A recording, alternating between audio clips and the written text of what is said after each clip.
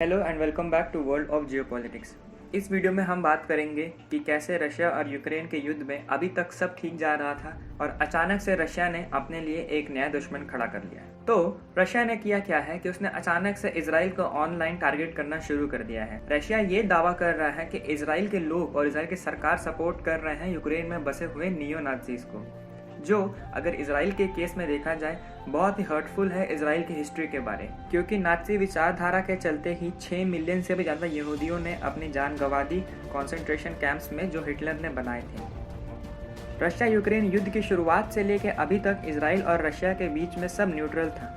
ज़्यादा से ज़्यादा इजराइल ने यूक्रेन में अपने डॉक्टर्स को भेज दिया था ताकि वो किसी भी इंसान की मदद कर सके, बट यूएस के दबाव में आने के बावजूद भी इजराइल ने कोई भी हथियार नहीं भेजा था यूक्रेन को कभी।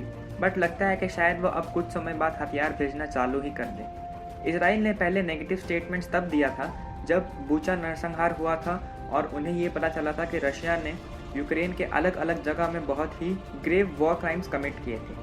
इजराइल बार बार आगे बढ़कर आया है पुतिन की पूरी नियो नाजी वाली थ्योरी को गलत साबित करने के लिए। इजराइल का कहना यह है कि यूक्रेन के लोग, जो लोग सिर्फ अपने देश की रक्षा करने की कोशिश कर रहे हैं, वो किसी भी एंगल से जर्मनी के नाजीज के समान या एक समान नहीं है। इसके कुछ समय बाद ही इसी बात पर रशिया ने ब्लंडर ये कर दिया कि उसने कहा कि हिटलर के पूर्वज भी ज्यूज थे, तो जब वो खुद ज्यूश हिस्ट्री से बिलोंग करता था उसने इतने सारे ज्यूज का कत्ल करवा दिया। जेलेंस्की भी कुछ कम नहीं है, भले ही वो ज्यू है मगर वो यूक्रेन में धीरे धीरे नाजिज्म की विचारधारा फैला रहा है। अगर देखा जाए तो इजराइल के न्यूट्रल रहने का स्टांस का ये आखिरी किस्सा था। इसके बाद इजराइल ने कसम खा ली कि अब वो न्यूट्रल नहीं रहेंगे और इजराइल के विदेश मंत्री ने ट्वीट करके ये कहा कि रशिया का बयान को कभी भी माफ़ी नहीं मिल सकती और ये बहुत ही आउटरेजियस है।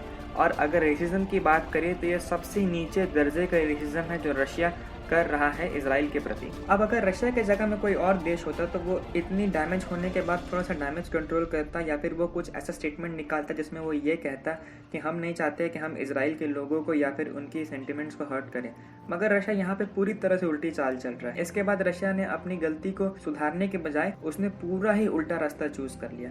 उसने फिर ये कह दिया कि इजराइल की करंट सरकार सपोर्ट करती है नियो नाजीज को यूक्रेन, जो अगर हम रशिया की हिस्ट्री देखें पिछले 5 साल में तो नई नहीं है। रशिया के विदेश मंत्री ने बहुत बार काफी ऊट पटांग स्टेटमेंट दिए हैं। अगर आप सबको याद होगा उसने एक बार खुलेआम पे ये कह दिया कि इंडिया तो सिर्फ एक प्यादा है वेस्ट का, और उसने क्वाड के बारे में काफी बुरी बातें कही हैं वर्ल्ड फोरम में। अगर हम इन सब चीज के बाद इंडियन पर्सपेक्टिव की बात भी करें तो भारत के लिए रशिया कहीं ना कहीं उसे सपोर्ट करना बस दिन ब दिन और मुश्किल ही करते जा रहा है, क्योंकि इजराइल और भारत तो बहुत अच्छे दोस्त हैं और अगर इजराइल भी रशिया के खिलाफ हो जाएगा तब भारत का रशिया के साथ हाथ मिलाकर खड़े रहना और न्यूट्रल स्टांस बना के रखना बहुत ही कठिन होता जाएगा दिन ब दिन। अगर पुतिन को ये पूरा मामला ठीक करना है तो उसे जल्द से जल्द सर्जे लावरोव को हटा के किसी और को डालना होगा और उन्हें अपने डायरेक्ट कमांड में रखना होगा ताकि रशिया से बाहर कोई भी स्टेटमेंट जाए तो उसे वो लोग ढंग से एनालाइज करें और फिर ही भेजें। तो इस वीडियो के लिए इतना ही। अगर आपको वीडियो पसंद आई हो तो प्लीज़ हमारे चैनल को ज़रूर सब्सक्राइब करें और हमें अपना सपोर्ट दिखाएं। Thank you.